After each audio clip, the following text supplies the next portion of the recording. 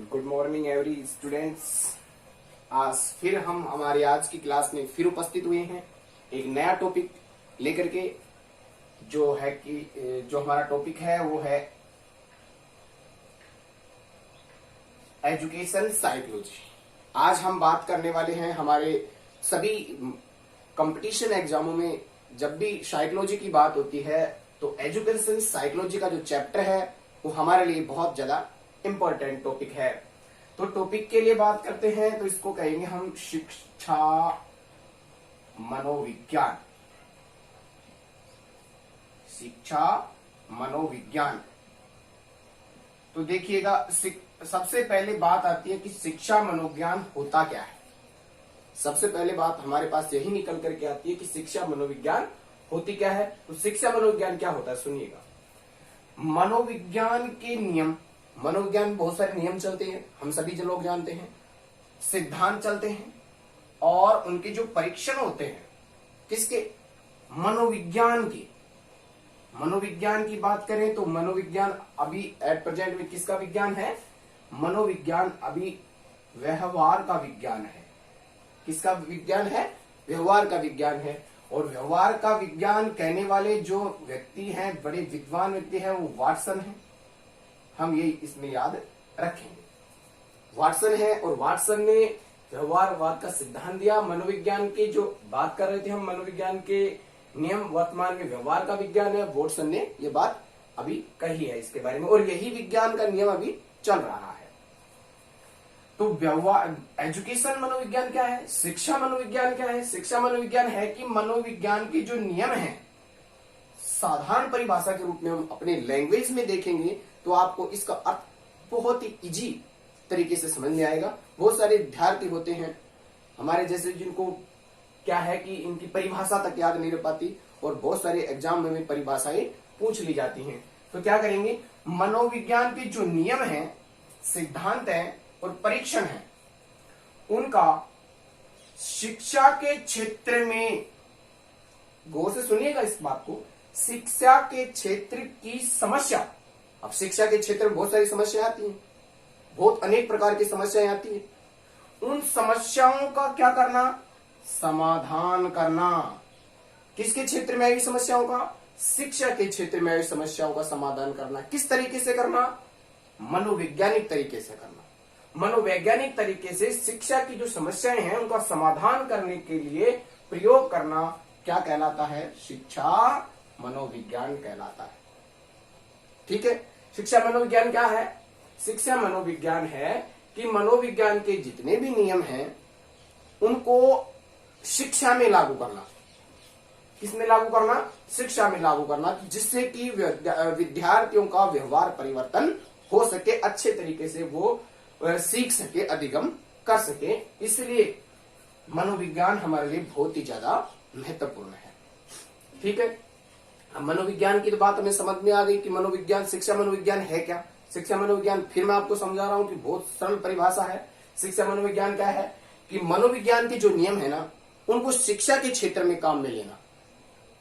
मनोविज्ञान के जो नियम सिद्धांत बनाए गए हैं, उन परीक्षणों का शिक्षा के क्षेत्र में जितनी भी समस्याएं आती हैं उन समस्याओं में काम में लेना, उनका फिर काम में लेकर के उन समस्याओं का क्या करना, समाधान करना, शिक्षा मनोविज्ञान के तरह काम में लिया जाता है, अर्थात उसको हम शिक्षा मनोविज्ञान कहते हैं। ठीक है। ये हमारा हो गया एजुकेशन साइकोलॉजी की एक छोटी सी परिभाषा।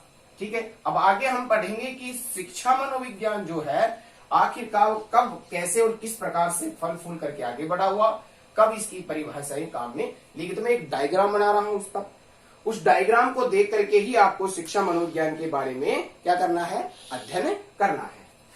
सबसे पहले क्या करेंगे, देखिएगा, शिक्षा जो मनोविज्ञान है, शिक्षा जो मनोविज्ञान है वो कब अस्तित्व में आया, कब इसकी उत्पत्ति हुई, कैसे हुई, किस प्रकार से हुई, उसकी बात हम अब करेंगे। तो इस डायग्राम का आप आसानी से समझे और समझ करके इसका स्क्रीनशॉट लें ताकि आपको ये बेटर तरीके से समझ में आए।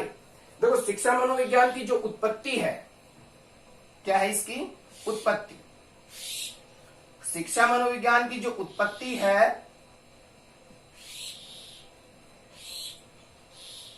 उत्पत्ति ये कब हुई थी? 1920 में इसकी उत्पत्ति हुई है। सॉरी, 1900 में इसकी उत्पत्ति हुई है। सन 1900 कब हुई है इसकी उत्पत्ति? 1900 में। किसकी हुई है? एजुकेशन साइकोलॉजी की उत्पत्ति कब हुई है? 1900 में। अच्छा, इसका जो व्यवहारिक तरीके से मतलब शिक्षा मनोविज्ञान का उत्पत्ति तो हो गई 1900 ईस्वी में हो गई, और व्यवहारिक तरीके से अगर इसकी बात करें तो हम व्यवहारिक तरीके की बात करते हैं तो इसको 1920 में, कब? 1920 में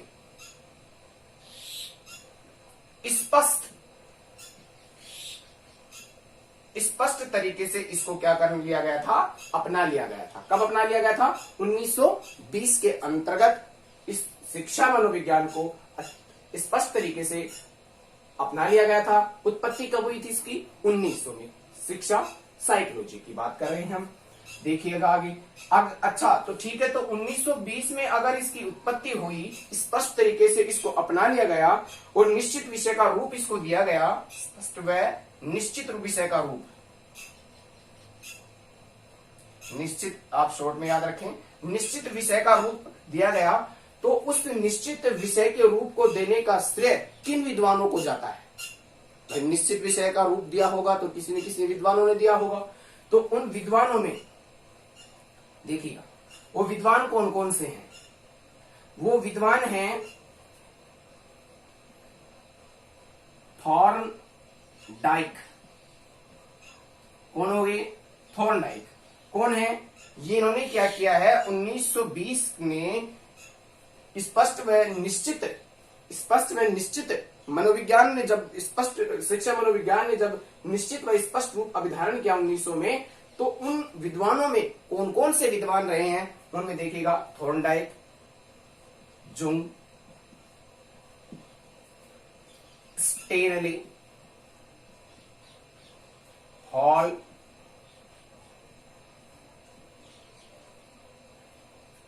पेस्टोलॉजी,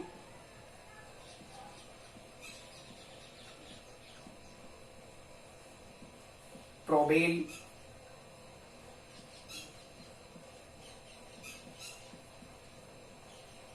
एटसेट्रा। देखिए, शिक्षा मनोविज्ञान क्या होता है? इसकी परिभाषा हमने पढ़ी अभी कि शिक्षा मनोविज्ञान क्या होता है। क्या होता है शिक्षा मनोविज्ञान? कि मनोविज्ञान के जितने भी नियम सिद्धांत बताए गए हैं, उन सिद्धांतों को, नियमों को किसने काम में लेना? शिक्षा के क्षेत्र में काम में लेना। क्या करने के लिए? शिक्षा के क्षेत्र में आई हुई समस्याओं का समाधान करने के लिए हम किसका प्रयोग करेंगे? एजुकेशन साइकोलॉजी का, इसको कहते हैं हम। अच्छा, तो शिक्षा मनोविज्ञान के बारे में एक बात आती है कि शिक्षा मनोविज्ञान की उत्पत्ति कब हुई? तो इसकी उत्पत्ति कब हुई? 1900 में हुई। अच्छा, इसने स्पष्ट व निश्चित विषय का रूप कब धारण किया? 1920 में किया। अच्छा, स्पष्ट और निश्चित विषय का रूप धारण जब इसने किया, तो वो कौन कौन से विद्वान हैं जिन्होंने प्रमुख योगदान दिया? प्रमुख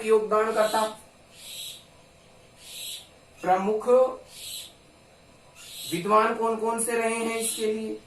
तो प्रमुख विद्वान जो रहे हैं, थॉर्नडाइक है, जुंग है, स्टेनले हॉल है, पेस्टोलॉजी है, प्रोबेल है, एटसेट्रा इत्यादि जो लोग हैं, उन्होंने साइकोलॉजी को, एजुकेशन साइकोलॉजी को चरम सीमा तक पहुंचाने का कार्य किया है। अब देखिए, मैंने 4 ही बातें बताई हैं।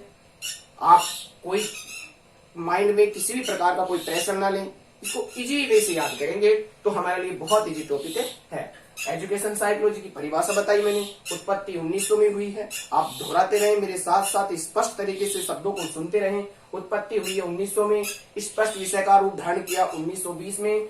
प्रमुख विद्वान थे जिन्होंने स्पष्ट विषय का रूप दिलाने में इसको महत्वपूर्ण योगदान दिया। उस योगदान में देने वाले प्रमुख विद्वानों में कौन कौन है? थॉर्नडाइक है, जुंग है, जुंग के अलावा स्टेनले हॉल है, और स्टेनले हॉल के अलावा पेस्टोलॉजी है, प्रोबेल है, टर्मन भी रहे हैं, इस प्रकार से हर्बर्ट भी रहे हैं। ऐसे बहुत सारे विद्वान हैं जिन्होंने इसको आगे तक ले जाने में बहुत ज्यादा मदद की है।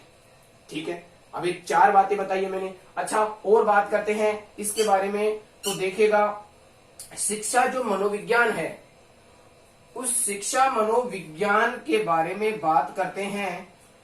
सबसे ज्यादा, सर्वाधिक सबसे ज्यादा शिक्षा मनोविज्ञान का जो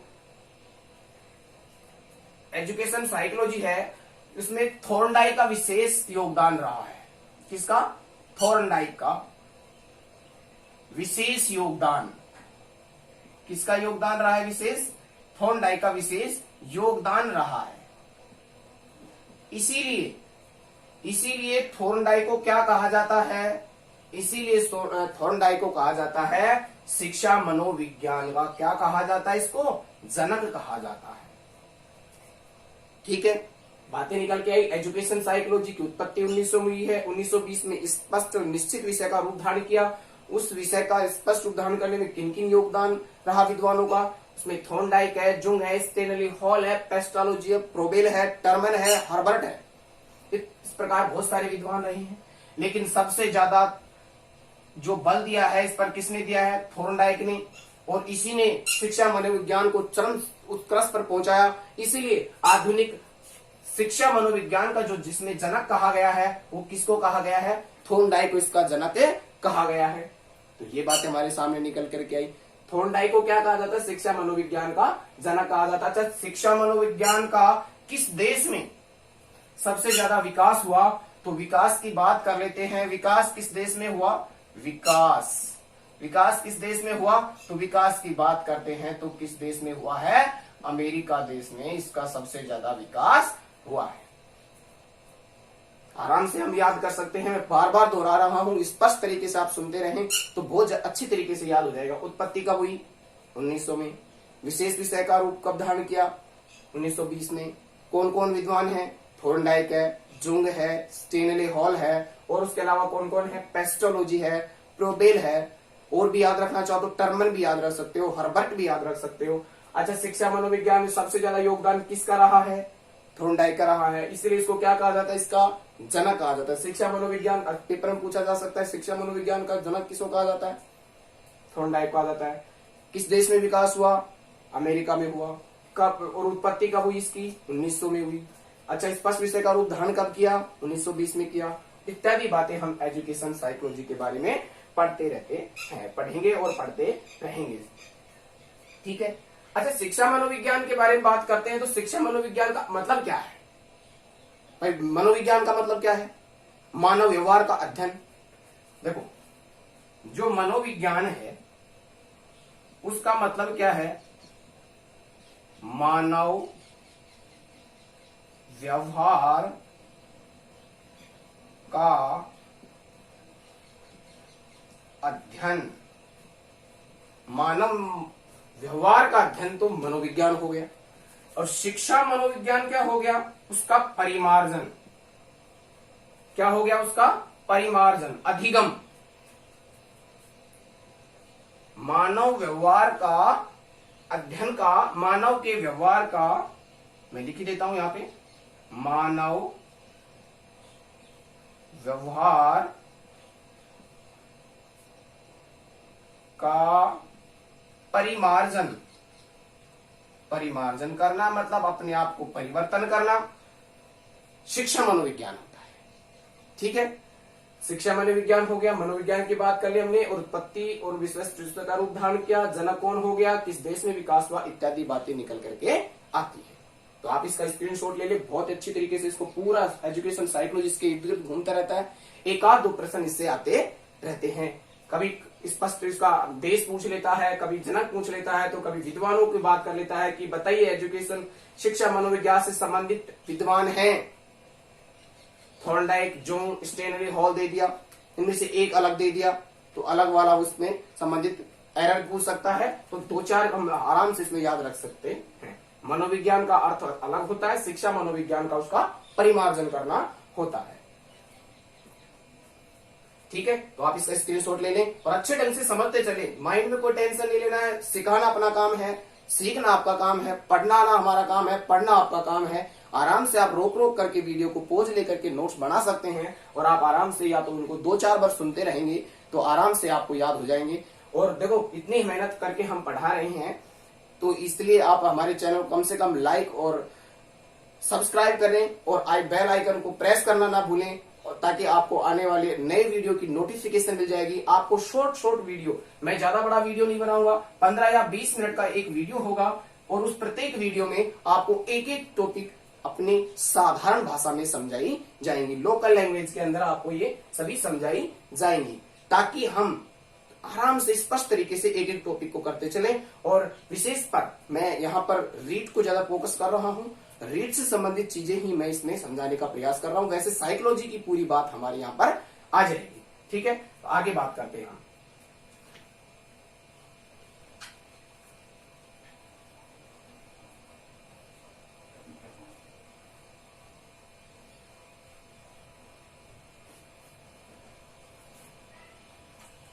देखिए आगे मैं आपको इसमें रिवीजन तक पूरा कंप्लीट चलेगा। पढ़ाने के बाद आपको इस 4-5 क्वेश्चन 10 क्वेश्चन तक मैं डेली पूछा करूंगा पढ़ाने के तुरंत बाद ही कि हमने आज क्या पढ़ा है, क्या रिवीजन किया है उसको हम ध्यान में रखते हुए पढ़ेंगे ताकि हमारे लिए ये आराम से इनका रिवीजन हो सके और पता कर सके कि हमें ये टॉपिक अभी पढ़ा है, थोड़ा बहुत समझ में आया है कि नहीं आया। आया है तो जरूर लाइक करें। देखिए अब देखो, जब एजुकेशन साइकोलॉजी की हम बात कर लेते हैं तो जरूर हमारे सामने इसकी कुछ परिभाषाएं भी निकल करके आती हैं और पेपर के अंदर परिभाषाएं देना एग्जामिनर सबसे महत्वपूर्ण बात समझता है कि विद्यार्थियों को उलझाया जाए परिभाषा देकर। बहुत सारे विद्यार्थी इसमें उलझ करके रह जाते हैं कि पता नहीं ये किसकी परिभाषा है, कौन है, क्या है, किस प्रकार से है, क्योंकि एक परिभाषा याद रहती है, दूसरी याद करते ही तीसरी भूल जाते हैं, चौथी याद करते ही उसके अगले वाली पिछली वाली सब साफ हो जाती है। पता नहीं लग पाता कि हमने कौन सी याद की थी और कौन सी याद नहीं करनी है। और जब एग्जाम के अंदर आती हैं तो हम चकरा जाते हैं कि हम क्या करें, किसको लिखें और कैसे लिखें, किस परिभाषा को अपनी परिभाषा समझ के लिखें। तो मैं आज यहाँ पर कुछ ऐसी ट्रिक्स बताऊंगा जिन कुछ शब्दों को देख करके ही हम आराम से उसकी पहचान कर सकते हैं। ठीक है, तो हम उस चीज के लिए हम देखिए आगे देखते हैं कि कौन कौन सी परिभाषाएं हैं। तो देखिए आगे अपने पास में परिभाषाएं अलग अलग विद्वानों ने परिभाषाएं दी हैं। मैं ज्यादा बड़ी केवल आपको ट्रिक के माध्यम से समझाऊंगा कि कौन सी परिभाषा की कौन सा वर्ड आपको केवल याद रखना है और एग्जाम में आप अपने आप में उसको करेक्ट कर सकते हैं। तो परिभाषा में देखिए सबसे पहले एक विद्वान रहा है स्किनर। सभी लोग जानते हैं स्किनर के बारे में, जो भी साइकोलॉजी पढ़ता है स्किनर के बारे में जरूर जानता है। स्किनर ने क्या कहा है, परिभाषा बताता हूं, क्या याद रखना है फिर वो लिखता हूं। इन्होंने कहा है कि जो एजुकेशन साइकोलॉजी है, शिक्षा जो मनोविज्ञान है, क्या कहा इन्होंने, शिक्षा जो मनोविज्ञान है,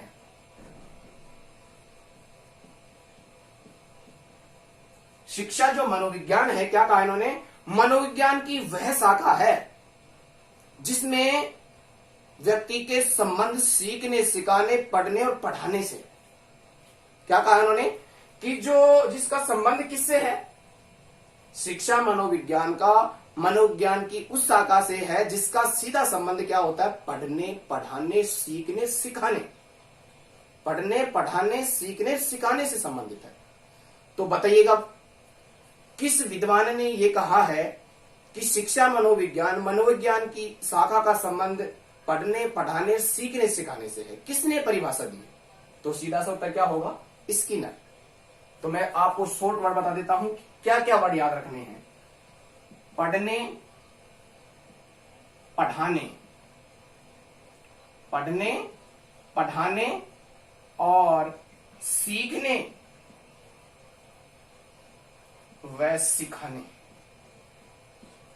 चार परिभाषाएं बहुत इंपॉर्टेंट है। पढ़ने, पढ़ाने, सीखने और सिखाने। पढ़ने, पढ़ाने और सीखने, सिखाने की परिभाषा किसने दी है, स्किनर। दो बार आप याद करेंगे। देखो मेरे को तो ऐसे ट्रिक याद है, अच्छे ढंग से याद है, मैं कभी नहीं भूल सकता शिक्षा मनोविज्ञान की परिभाषाओं को। आप भी छोटे छोटे वर्ड ढूंढ करके लिखेंगे। अब देखो शिक्षा मनोविज्ञान आगे पीछे के वर्ड हैं, आप छोड़ सकते हैं आराम से, कुछ ऐसे हिंट याद रख सकते हैं जो आपको परीक्षा के समय याद रह जाए। तो देखो पढ़ने, पढ़ाने, सीखने, सिखाने, स्किनर हो गया। पढ़ने, पढ़ाने, सीखने, सिखाने, चार वर्ड याद रखोगे, एक दूसरे से रिलेटेड है। पढ़ने, पढ़ाने, सीखने, सिखाने। पढ़ने, पढ़ाने, सीखने, सिखाने की किसने कही है, स्किनर ने। अब आराम से आप याद कर सकते हो। पढ़ने पढ़ाने सीखने सिखाने किसने कही है? स्किनर ने। स्किनर ने क्या कहा है? पढ़ने पढ़ाने सीखने सिखाने का संबंध किससे बताया है? शिक्षा मनोविज्ञान से बताया है। तो एक तो हमारी परिभाषा हो गई है। दूसरे विद्वान रहे हैं, वो रहे हैं कॉलसनिक। कौन रहे हैं? कॉलसनिक रहे हैं। और कॉलसनिक ने क्या कहा है? शिक्षा मनोविज्ञान, मनोविज्ञान का संबंध जो है सिद्धांतों से है, उस सिद्धांतों के साथ साथ किससे है? अनुसंधानों से है। मनोविज्ञान का संबंध किस किस से बताया? मनोविज्ञान के सिद्धांतों और अनुसंधानों से बताया है। अनुसंधानों का प्रयोग क्या है? शिक्षा मनोविज्ञान है। कॉलसनिक ने क्या बताया है? देखो, शिक्षा मनोविज्ञान, मैं तो हिंट लिखूंगा यहाँ पे सीधा, जो आपको ट्रिक टाइप में याद रखना है। ट्रिक लिख देता हूं मैं यहाँ पे कि किस ट्रिक से आपको याद रखना है। ये ट्रिक जो है, देखो ट्रिक, बहुत सारे लोग ट्रिक बनाते हैं, एक एक वर्ड, दो दो वर्ड की ट्रिक बनाते हैं, लेकिन कितनी भी ट्रिक बना करके आप याद कर सकते हो? हम ये लोग देख सकते हैं। ज्यादा ट्रिक बना के हम याद कर नहीं सकते। एक ट्रिक, 10 ट्रिक, 20 ट्रिक, 50 ट्रिक तो याद हो ही नहीं सकती। तो ट्रिक के बजाय हम उन शब्दों में ही ट्रिक ढूंढ लें तो हमें और कोई बड़ी बात याद करने की नहीं रहेगी। तो पढ़ने पढ़ाने सीखने सिखाने स्किनर हो गया, आराम से याद रख सकते हो आप, कहीं भी जा सकते हो। पढ़ने पढ़ाने सीखने सिखाने की बात। इसमें क्या कहा है? मैं यहां पर केवल परिभाषा बताऊंगा, लिखूंगा केवल ट्रिक टाइप का वर्ड। देखो, कॉलसनिक ने कहा है कि शिक्षा जो मनोविज्ञान है, कैसा मनोविज्ञान है? सिद्धांतों का है और अनुसंधानों का प्रयोग है। किसका प्रयोग बताया? सिद्धांतों का और अनुसंधानों का। अब कैसे याद करें सर इसको? देखो कैसे याद करेंगे। सिद्धांतों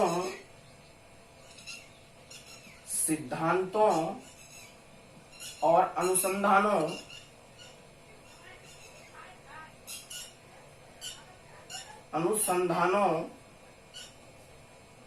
का प्रयोग कल करेंगे। देखो वैसे तो लाइन पूरी आ गई इसमें, लेकिन फिर भी ट्रिकी वर्ड है ये। कैसे है? देखो, सिद्धांतों और अनुसंधानों का प्रयोग कल करेंगे। कब करेंगे? कल करेंगे। किसका प्रयोग करेंगे? सिद्धांतों का, अनुसंधानों का प्रयोग करेंगे। कब करेंगे? कल करेंगे। कल करेंगे, कब करेंगे? कल करेंगे। कॉल करेंगे, कॉलसनिक हो जाएगा। सिद्धांतों और अनुसंधानों, दो ही वर्ड याद रखने बस। सिद्धांत, अनुसंधान। पढ़ने पढ़ाने सीखने सिखाने स्किनर हो गया।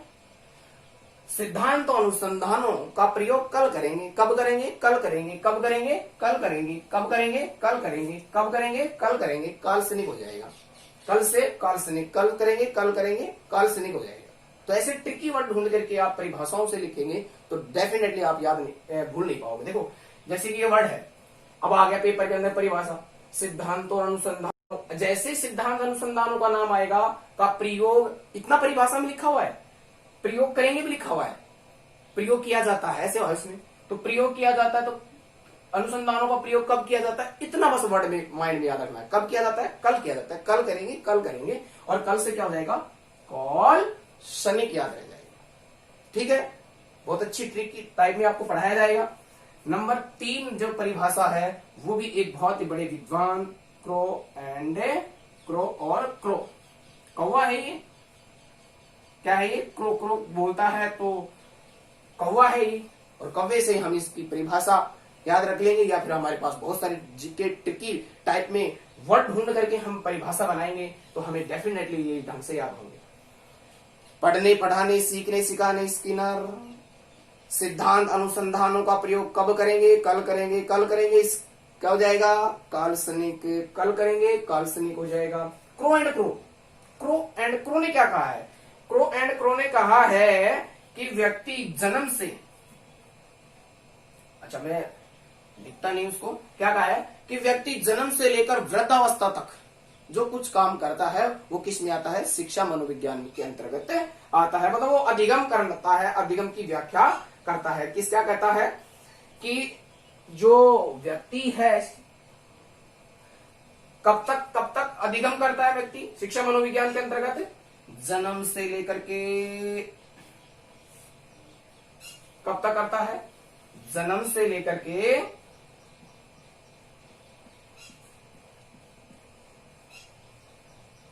वृद्धावस्था तक अधिगम, तक क्या करता है? अधिगम।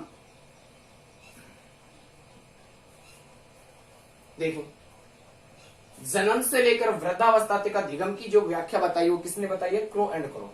अब कैसे याद करेंगे इसको? देखो, दो परिभाषा याद रखी होगी आपको। पढ़ने, पढ़ाने, सीखने, सिखाने कौन हो गया? स्किनर हो गया। अनुसंधानों की बात और सिद्धांतों की बात कब करेंगे? कल करेंगे। काल्पनिक हो गया। जन्म से लेकर के वृद्धावस्था तक जो अधिगम होगा, तब तक इंसान क्या करता है? काम को करो करो करो करता रहता है। तो क्या है, कैसे याद रह जाएगा? देखो, जन्म से लेकर के वृद्धावस्था तक हम एक ही बात करते रहते हैं कि ये करो, वो करो, ये करो, वो करो। याद आ जाएगा? करो से करो, क्रो एंड क्रो। जन्म से लेकर के वृद्धावस्था तक क्या करते हैं? ये काम करो, वो काम करो, ये सीखो, वो सीखो, क्या करो? ये अधिगम करो, वो सीखो, ये सीखो। तो अधिगम की वह परिभाषा जिसमें वृद्धावस्था तक की बात करती है और जन्म से लेकर के वृद्धावस्था तक के बारे में बात करती है, परिभाषा किसने दी है? क्रो एंड क्रो ने। कितनी परिभाषा होगी? तीन परिभाषाएं हो गई है। स्किनर ने पढ़ने, पढ़ाने, सीखने, सिखाने, सिद्धांत और अनुसंधानों का प्रयोग कब करेंगे? कल करेंगे। क्रो एंड क्रो ने क्या कहा बताइएगा? जन्म से लेकर के वृद्धावस्था तक मनुष्य क्या करता रहता है? अधिगम करता है, और वही शिक्षा मनोविज्ञान है। तो जन्म से वृद्धावस्था तक हम क्या करते हैं? करो करो, मतलब काम को करते रहो, करते रहो। ट्रिक टाइप में याद रखना है इसको।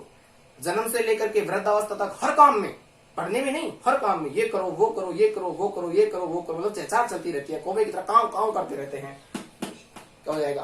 Crow and crow. और लास्ट परिभाषा है वो किसकी है? स्टीफन की है। कौन है?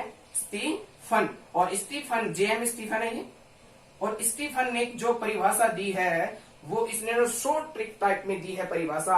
और वो क्या दी है कि जो शैक्षणिक विकास है, क्या है? शैक्षणिक विकास। शैक्षणिक विकास का जो अध्ययन है वही शिक्षा मनोविज्ञान है। का विकास का क्रमिक अध्ययन, क्रमिक अध्ययन।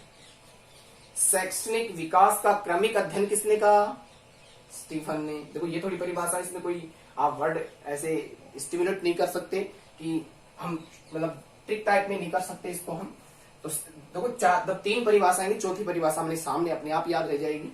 शैक्षणिक विकास का क्रमिक अध्ययन, का क्रमिक अध्ययन।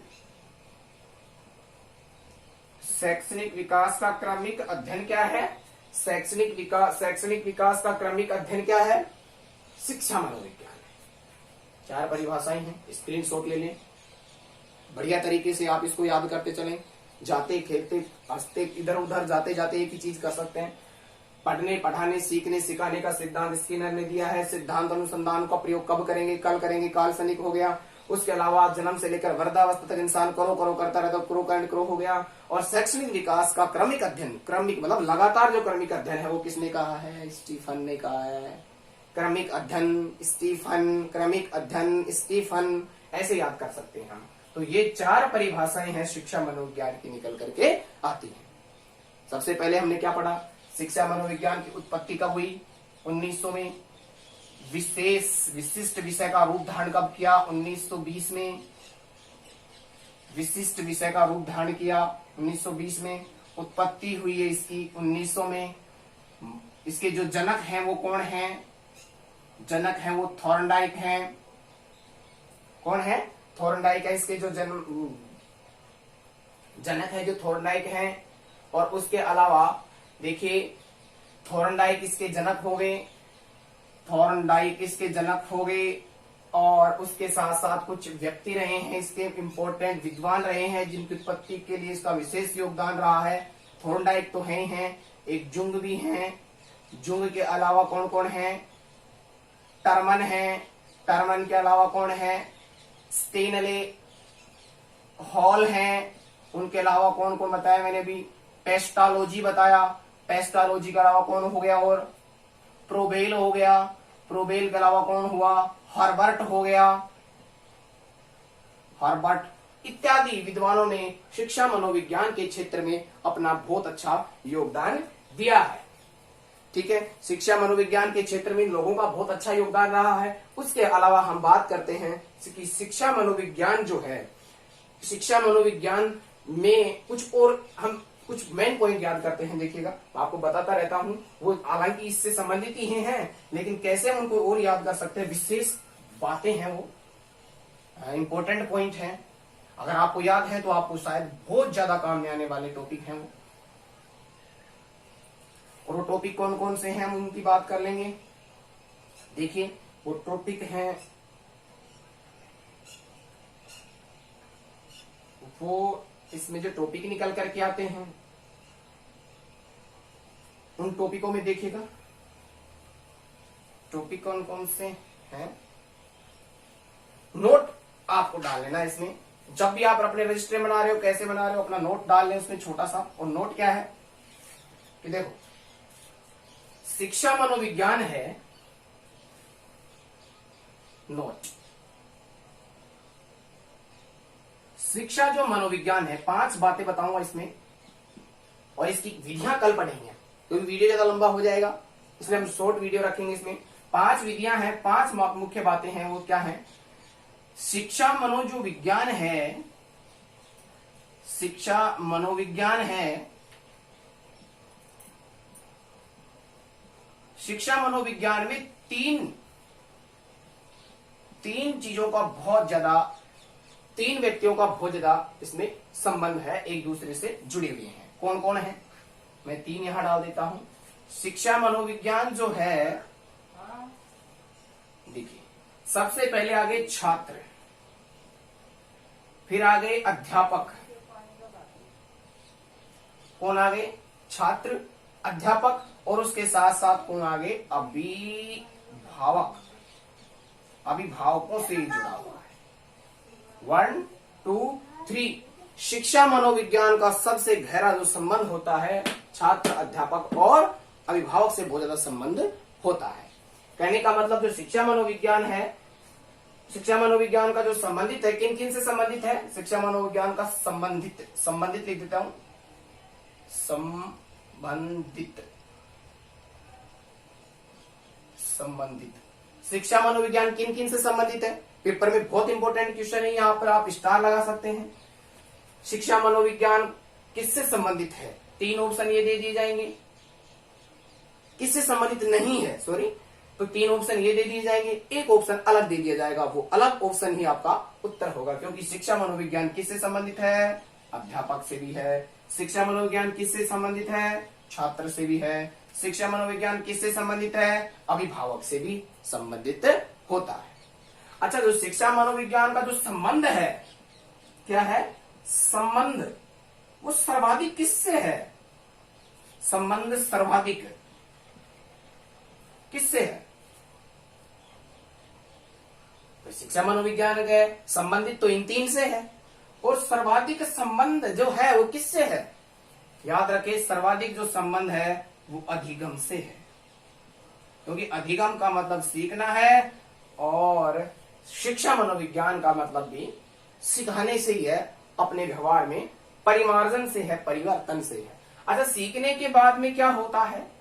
सीखने के, देखो इसमें भी त्रिआयामी होंगे, ये 3 बातें इसकी याद रखनी है, 3 बातें इसकी याद रखनी है। संबंधित किन किन से है? छात्र, अध्यापक, अभिभावक। किस किस से संबंध है? छात्र, अध्यापक, अभिभावक। और सर्वाधिक संबंध किससे? अधिगम से। उसके बाद संबंध किससे आएगा? शिक्षण प्रक्रिया से। शिक्षण प्रक्रिया से। और शिक्षण प्रक्रिया के बाद में जो संबंध है वो तीसरा, वो किससे है? समाज से।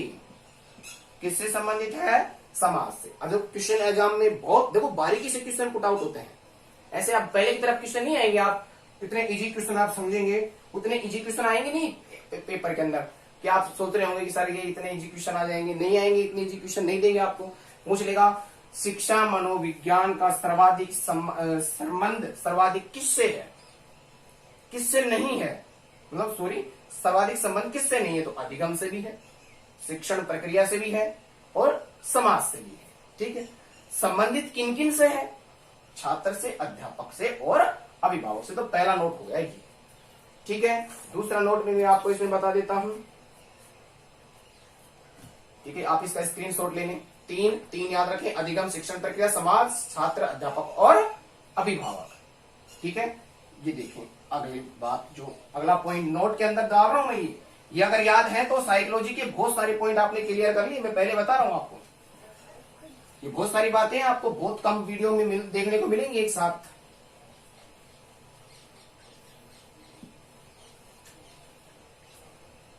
देखें, उसके बाद जो दूसरा इंपॉर्टेंट टॉपिक आता है, जो जितने भी शिक्षा मनोविज्ञान में जो शब्द हैं, क्या है, शिक्षा मनोविज्ञान के जितने भी सिद्धांत हैं, सिद्धांत, शिक्षा मनोविज्ञान के जितने भी क्या हैं, शिक्षा मनोविज्ञान के जितने भी क्या हैं, सिद्धांत, अगर उनमें क्या जुड़ा हुआ है, मूल शब्द जुड़ा हुआ है। क्या जुड़ा हुआ है, मूल शब्द, उनके सबसे पहले मूल शब्द जुड़ा हुआ है, तो उनके जो प्रतिपादक हैं वो कौन है, मैकडूगल।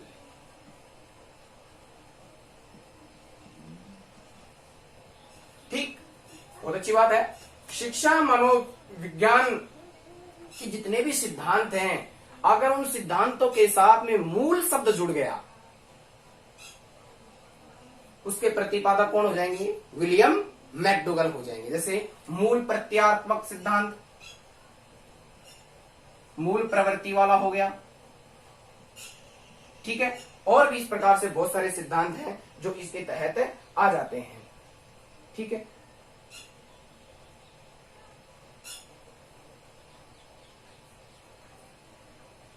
इसके साथ साथ देखिए और कौन कौन से हैं। मूल प्रवृत्ति हो गई, मूल प्रयोजना हो जाएगा, मूल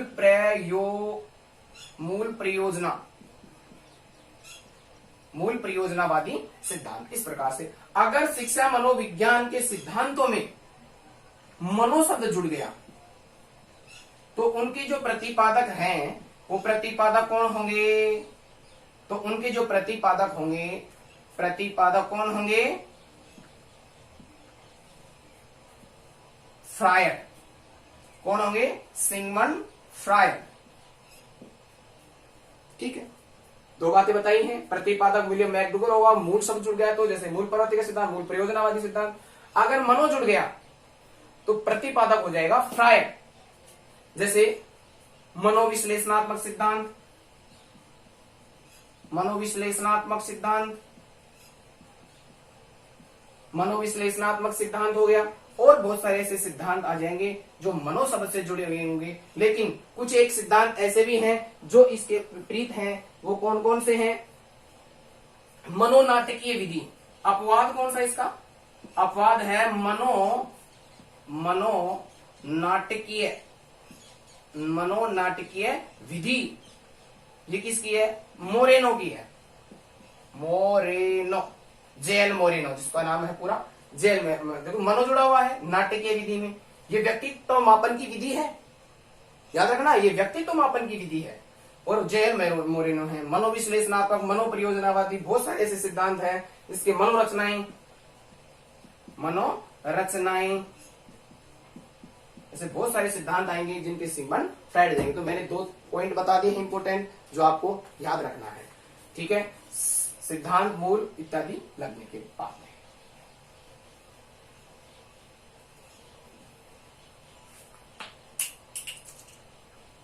उसके बाद देखिए दोस्तों,